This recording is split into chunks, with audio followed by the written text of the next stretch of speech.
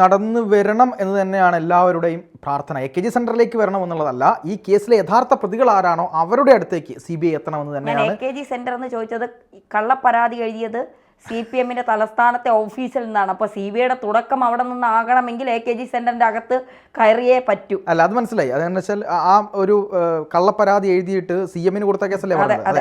അത് AKG സെന്ററിൽ നിന്നാണ് ആ പരാതി എഴുതിയതെന്നുള്ള വാർത്തകളൊക്കെ വന്നിട്ടുണ്ട്. അങ്ങനെയാണെങ്കിൽ CBI നിർബന്ധമായും AKG സെന്ററിലേക്ക് പോവുകയും ആ പ്രതിയെ പൊക്കുകയും ചെയ്യുമെന്നുള്ള കാര്യത്തിൽ യാതൊരു സംശയവുമില്ല. പക്ഷേ 6-ാം തീയതി ജസ്റ്റിസ് കൗസർ എടപ്പകത്തിൻ്റെ അദ്ദേഹത്തിൻ്റെ അധ്യക്ഷനായിട്ടുള്ള സിംഗിൾ ബെഞ്ച് ആണ് ഈ ഒരു കേസിൽ വിധി പറയുന്നത്. ആ സിംഗിൾ ബെഞ്ചിൻ്റെ വിധി എന്തായിരിക്കും എന്നുള്ള ആശങ്കയിലാണ് നമ്മളൊക്കെ. ആശങ്കയിലും ആകാംക്ഷയിലുമാണ്.